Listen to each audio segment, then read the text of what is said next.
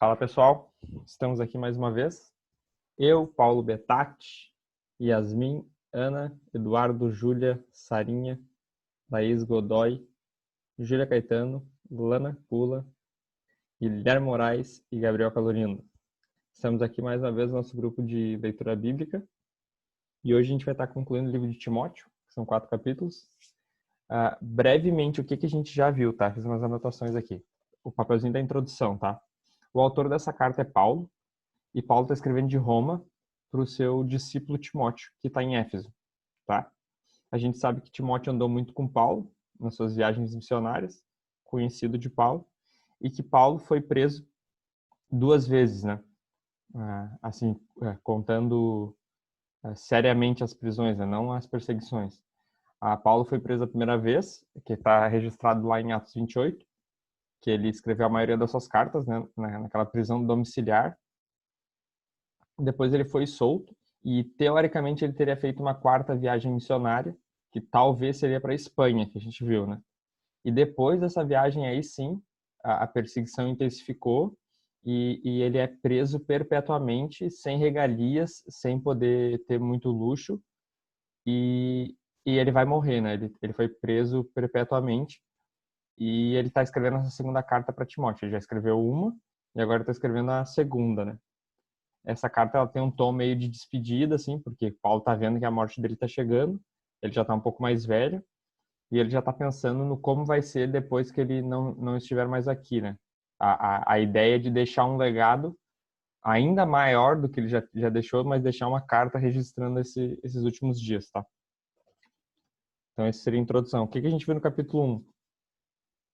A gente viu no capítulo 1 que a pegada da carta é um pouco diferente da primeira. Paulo traz muito para o pessoal, ele fala assim, lembro da sua avó, lembro da sua mãe, como elas eram cristãs, né? Que, tipo assim, elas são exemplos para ti desde pequeno. Não seja covarde, seja corajoso, ele fala para Timóteo. Seja equilibrado, moderado, sensato, né? Mantenha o padrão das sãs palavras que tu aprendeu de mim, a sã doutrina, né? Aqui Paulo, teoricamente, já pensando no capítulo 3, que ele vai falar sobre isso de novo, né? Sobre os falsos mestres. No capítulo 2 ele fala sobre o soldado, sobre o atleta e sobre o lavrador. Ele fala que o bom discípulo de Jesus, o cristão, ele deve evitar brigas e discussões a respeito de palavras. Mas ele não diz que a gente não deve confrontar com respeito à palavra, à Bíblia, né? Quando tiver uma heresia em jogo, a gente vai entrar e vai dizer, cara, não tenho nada contra ti, mas o que tu está falando está errado. Em amor eu te digo isso. Porque às vezes a gente pensa assim, então Paulo está nos proibindo de discutir ou de confrontar alguém que esteja falando uma besteira. É claro que não, ele está dizendo, Timóteo, faz isso. Mas se for discussão inútil a respeito de sexo dos anjos, não, nem entra nessas discussões, entendeu? Seja específico e pontual. Ele fala que a gente deve ser, que Timóteo deve ser, e daí nós também devemos ser aprovados por manejar bem a palavra. A gente viu que tem como Deus nos amar e nós não sermos aprovados por Deus, né? Ele diz que a gente tem que ser paciente, brando, apto para ensinar, que a gente não seja envolvido em brigas e discussões inúteis, que a gente deve ser manso, sensato, que a gente deve ter bom senso, né? Trazendo um pouco para nos dias de hoje, né? No capítulo 3, a gente viu que nos últimos dias surgirão pessoas que não são nós, né? São seres humanos que não somos nós, egoístas, avarentos, orgulhosos, arrogantes. A nossa própria arrogância de nos tirar dessa lista já nos condena, né? Nos coloca nessa lista como pessoas que se acham. Então, Paulo dá vários alertas de que nos últimos dias as coisas piorariam, né? E ele diz assim, esse tipo de gente diz que está sempre aprendendo, mas nunca aprende nada. E eles não aprendem porque eles não buscam conhecer a verdade. Então é como se eles cavassem um buraco sem fim, né? Eles querem conhecer o que é certo, mas eles não se dobram à verdade. Então eles nunca vão descobrir o que é certo. No capítulo 3:16 fala que toda a escritura é inspirada por Deus, útil para ensino. Aquele versículo que a gente já viu várias vezes, né? E hoje a gente vai ver o capítulo 4. Tá? Então vamos lá. Fiz a minha anotação aqui, um pouco diferente hoje eu tô aqui. Minhas anotaçãozinhas aqui embaixo. Tô parecendo Faustão aqui. Então vamos lá. Concluindo a carta aqui. Diante de Deus e de Cristo Jesus, que há de julgar vivos e mortos, pela sua manifestação e pelo seu reino, peço a você com insistência. Tipo assim, que qual é o pedido que Paulo vai fazer, né? Ele tá falando, cara, diante do Pai, né? Ele tá falando de Deus o Pai. Diante do Filho, que há de julgar os vivos e os mortos, ou todos, né? Que há de julgar todos, pela sua manifestação, e a gente sabe que Paulo, quando fala assim, ele tá falando da segunda vinda, ele tá falando da segunda vinda de Jesus, a manifestação gloriosa de Jesus, que ele vai aparecer e todo olho verá, né? Pelo seu reino, pelo reino de Deus, ele tá fazendo um pedido, quase pelo amor de Deus, né?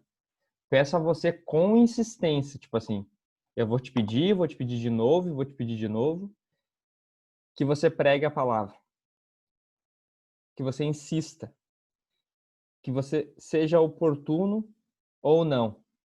Outras traduções vão dizer, né, em tempo e fora de tempo. Não tem tempo errado para pregar a palavra. Às vezes a gente pensa assim, mas a pessoa não deu abertura. Tá, mas tu tentou? Porque pregar a palavra não é questão da pessoa dar abertura ou não. Tu tem que pregar a palavra. Quer tu ser oportuno ou não. Tá, mas Paulo tá dizendo pra gente ser chato? De certa forma, sim. Ele tá querendo que a gente seja chato. Que as pessoas... Deixa eu só trocar meu nome aqui, a hora que eu vi que eu tô de Jéssica, que ninguém me falou nada. Que a gente seja... que a gente seja aquela pessoa que diz assim, ó, cara, não tem como não dizer que o Henrique não te ofereceu Jesus, entendeu? Não tem como dizer que, sei lá, ele escondeu Jesus, entendeu? A gente não pode estar nesse barco, a gente tem que ser aquelas pessoas que falam de Jesus.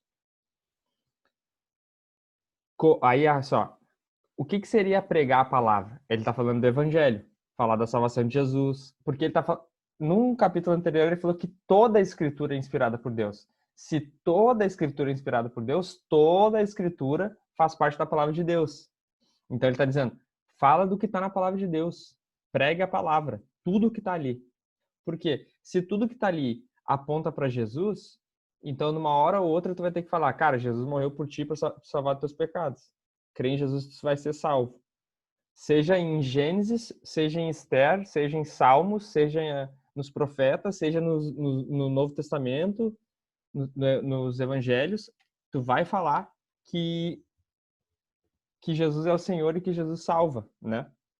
Então pregue a palavra, porque a palavra é toda a Bíblia, né? Aí, olha só, corrija, repreenda, exorte com toda paciência e doutrina. Então ele está dizendo, a palavra serve para qualquer coisa, porque no versículo anterior ele falou que ela é útil para ensinar, para corrigir, para instruir, para encorajar. Lembra que o exortar aqui não é eu vou te exortar, eu vou te encorajar, né? O sinônimo de exortar.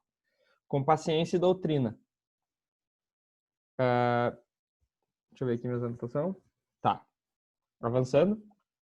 Aí lembrando do capítulo 3, pois virá o tempo em que não suportarão essa doutrina. Qual que é essa doutrina? É Jesus morrendo numa cruz para te salvar dos pecados. Não tem como ser salvo e não mudar a tua vida, não ter transformação, não ter um bom testemunho. Tem que ter bom testemunho, que o Paulo está falando aqui, né? O restante da carta. Pelo contrário, se rodearão de mestres segundo as suas próprias cobiças, como que sentindo coceira nos ouvidos. Eu sempre pensei que essa coceira ela estava ligada a uma coisa negativa. Tipo assim, tipo, eu coço porque eu não quero ouvir. Eu sinto coceira porque tu está falando uma coisa que eu não quero ouvir. Mas na verdade é o contrário. É uma coceira positiva, tipo coceirinha. Tipo assim, tô com uma coceirinha no meu, sabe? Tipo assim, vou me coçar porque é bom. Aqui é exatamente isso. Tipo assim, é tão gostoso o que essas pessoas estão dizendo que é tipo, tô sentindo, eu tô gostando aqui do que tá me falando. Tá fazendo carinho nos meus ouvidos. Por quê? Porque a pessoa vai dizer que ela não precisa ser aprovada, que Deus ama ela e tipo assim, Deus te ama, Deus te aprova e tu vai pro céu. Em nenhum momento a pessoa é chamada ao arrependimento, a dizer que Jesus é o Senhor da vida dela e ela tem que mudar de comportamento. Em nenhum momento ela é chamada a voltar atrás, a se arrepender. É tudo certo, entendeu? Não, Jesus te ama e ele ama mesmo, mas, né, para ser uma pessoa aprovada não é bem assim. A gente vai ver ali, né, lutar o bom combate não é bem assim.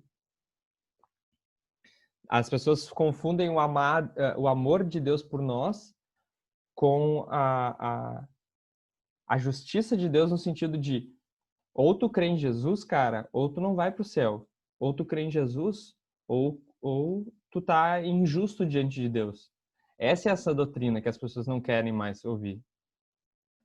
E elas vão se rodear de mestres que digam que elas são boas, que elas devem ser só, não devem morrer, elas devem só ser a melhor versão de si mesmas.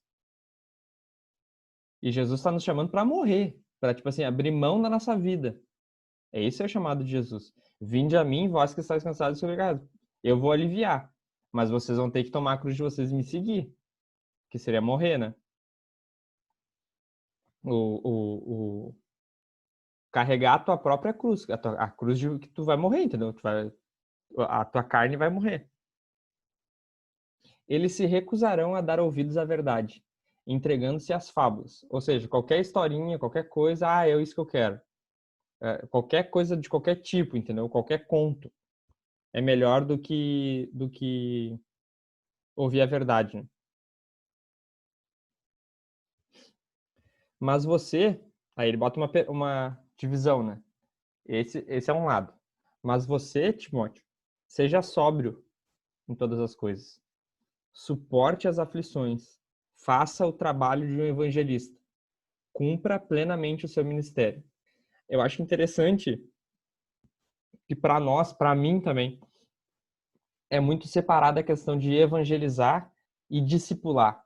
Parece que evangelizar está mais para a questão de falar de Jesus para as pessoas que não conhecem, e o discipulado é tipo assim, tá, agora que tu aceitou, agora eu vou te instruir, vou te ensinar as coisas de Jesus, agora que tu já deu o primeiro passo. Só que Paulo não está fazendo essa separação, ele está dizendo, se tu quer cumprir o trabalho de evangelista, faz tudo que eu falei antes. Cara, mas tudo que ele está falando ali não é só evangelismo, ele está falando sobre discipulado. Ele está falando de fazer discípulos para Jesus. Então, tá muito relacionada à questão. Eu cumpro o índio de Jesus fazendo discípulo e evangelizando. Tá entrelaçado, não tem como separar, entendeu? Claro que a gente separa na igreja no sentido de ser mais didático, né? Tem os 5 lá da turma do Delphi. A nossa igreja é uma igreja movida por propósitos. Mas aqui Paulo está entrelaçando o evangelizar com o discipulado justamente para fazer sentido para quem lê, né? Cumpra plenamente. O versículo 6, tá?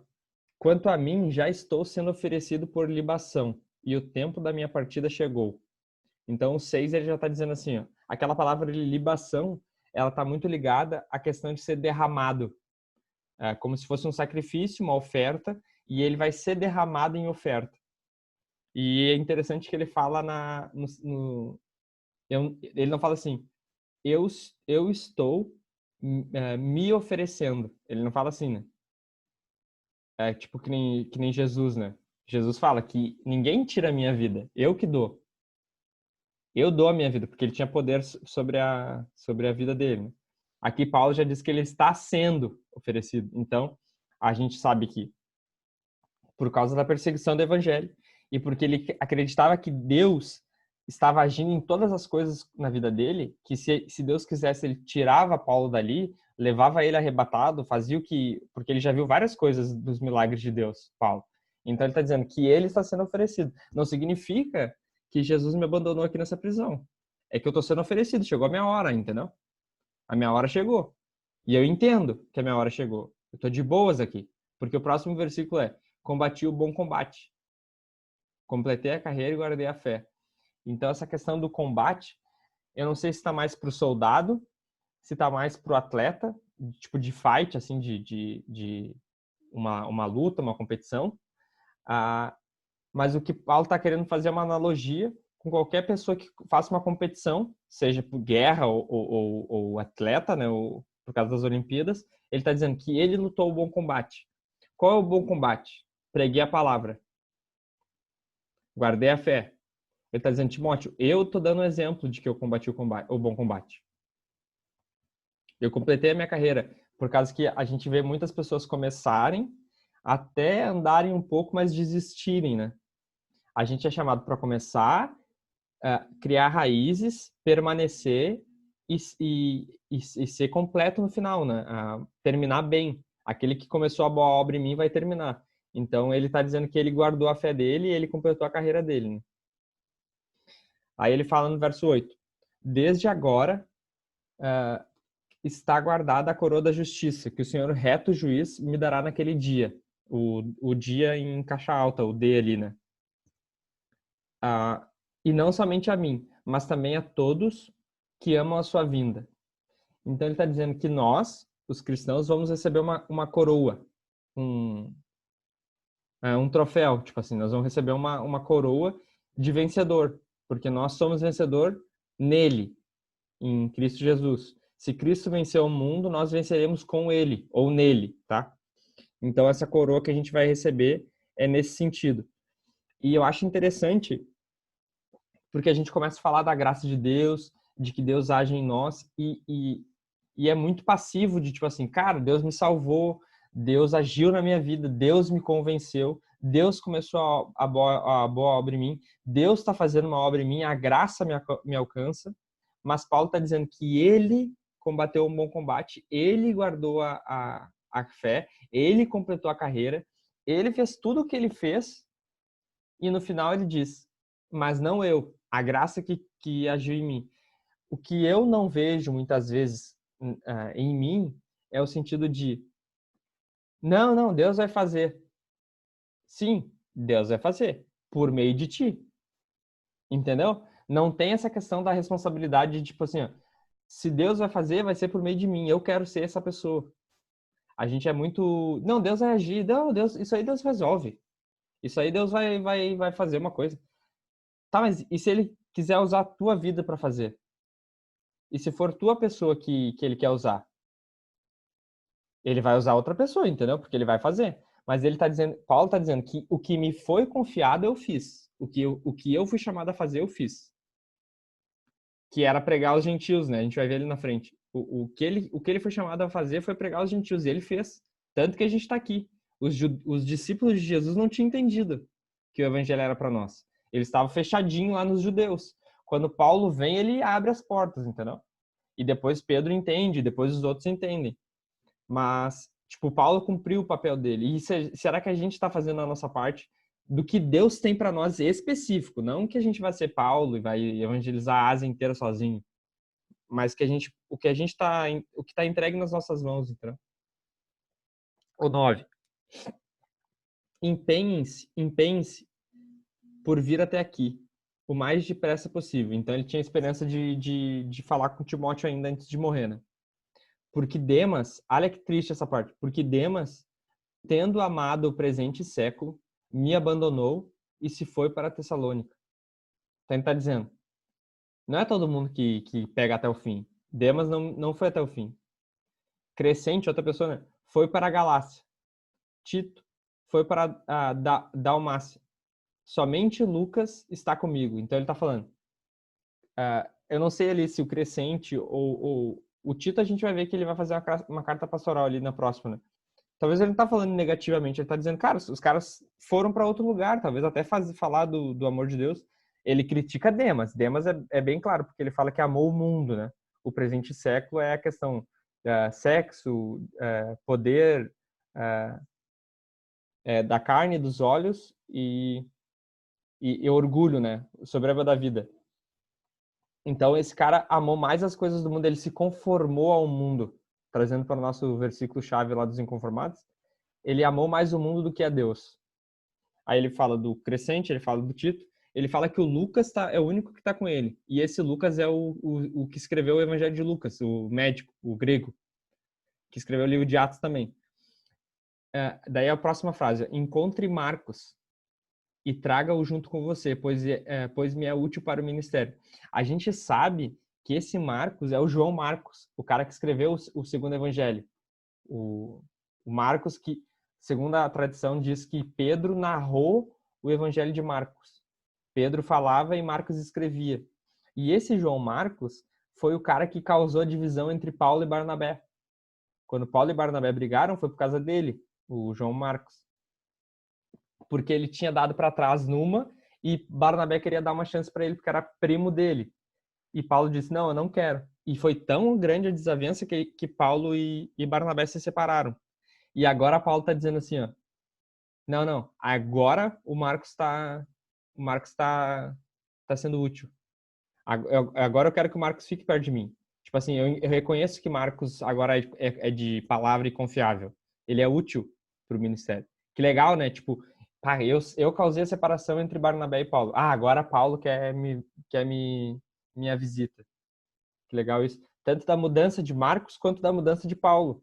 Porque se Marcos falhou com Paulo, agora e Paulo brigou e falhou em brigar com Barnabé, agora Paulo está reconhecendo que Marcos mudou, né? Muito interessante essa parte. Aí ele fala, quanto a Tíquico, mandei-o para Éfeso. Beleza. Tem um cara lá cuidando da igreja de Éfeso, que é onde Timóteo tá, né?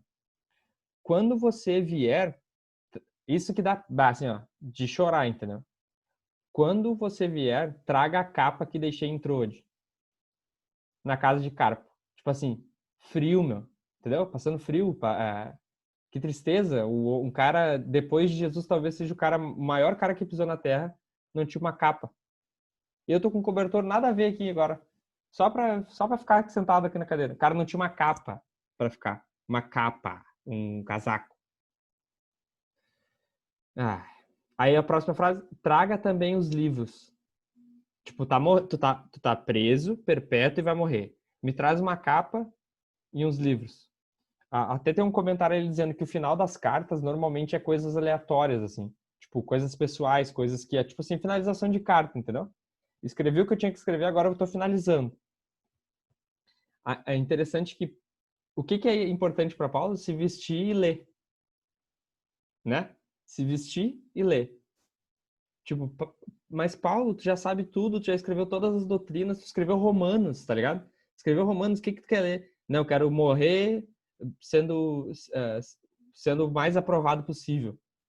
Porque a gente não sabe que tipo de livro é. Se era os livros do Velho Testamento, se era livro que ele tinha de, sei lá, pode ser até de filosofia, que ele cita muitas coisas gregas nas cartas, né? A gente não sabe o que tinha nesses livros, mas ele queria os livros dele. Especialmente os pergaminhos. Então, ali diz que um era de papel de aquelas, não papel como a gente conhece hoje, mas aquelas tipo papiro, e o outro era couro de animais, né? Cada um é de um tipo ali daqueles livros ali. Ponto, verso 14. Alexandre, o ferreiro, me causou muitos males. O Senhor dará retribuição de acordo com o que ele fez. Então teve alguma briga com esse cara. Paulo está registrando ali para Timóteo, talvez até como um aviso para ele cuidar, abrir o olho com esse cara, o tal do Alexandre. Tome cuidado com ele também você, porque resistiu fortemente às nossas palavras. Então era um cara meio mal encarado. O 16, na minha primeira defesa, então o Paulo está abrindo o coração, tá? Tipo, últimas palavras, entendeu? Na minha primeira defesa, ninguém foi ao meu favor. Todos me abandonaram. Que isso não lhes seja posto na conta. Então ele está dizendo assim, perdoa porque não sabem o que fazem.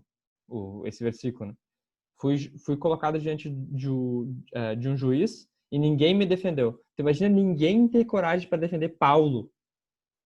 Para defender Paulo. Ninguém botar a mão no fogo. Ninguém dá a cara a tapa pro Paulo. Foi abandonado completamente. Assim como o nosso Senhor Jesus. Mas o Senhor esteve ao meu lado e me revestiu de forças, para que, através de mim, a pregação fosse plenamente cumprida a todos os gentios e todos os gentios a ouvissem. Então, qual que era a missão? Pregar aos gentios. E isso ele fez. Eu cumpri o meu propósito, cumpri a minha chamada, tá? É o que o Paulo está falando. Eu fui libertado da boca do leão. Aí eu não sei se ele está falando de 1 Coríntios 15:32, que fala que que ele lutou com feras mesmo em Éfeso, não sei se é isso, ou como diz no comentário da NA, que é uma expressão do tempo deles, lá dos judeus, de tipo assim, foi livrado da morte. Pode ter sido qualquer uma dessas duas interpretações. Mas, de qualquer modo, Paulo foi perseguido várias vezes, quase morreu, diversas vezes, seja por bicho, seja por perseguição, seja por no mar, lá quando ele quase morreu no naufrágio que teve. 18. O Senhor me livrará também de toda obra maligna e me levará salvo para o seu reino celestial. A ele, glória para todo sempre. Amém. Então, Paulo está dizendo, não importa o que aconteça nessa terra, nada pode me separar do amor de Deus. Foi ele que escreveu isso, né? Romanos 8 foi ele que escreveu. Nós estamos salvos. Nós já temos a vida eterna. Nós já ressuscitamos. Nós não morremos mais. É o que Paulo está falando aqui. E o final, dê saudações a Prisca, que é uma variável de Priscila, né? E Áquila. E a casa de Onesíforo. É assim, né? Onesíforo, não sei. Erasto ficou em Corinto. Quanto a Trófimo, deixei-o doente em Mileto. Faça o possível para vir antes do inverno. Justamente por causa das tempestades, essas coisas, né? Ele estava preocupado com Timóteo. Eubulo manda saudações. O mesmo fazem Prudente, Lino, Cláudia e todos os irmãos. Então tem tanta gente que a gente nem... Tipo, gente ali que estava na volta ali, que conheceu Jesus, que pregou o evangelho, que serviu, e a gente nem sabe que existiu. O Senhor esteja com o seu espírito. A graça esteja com vocês. Interessante uma coisa, tá?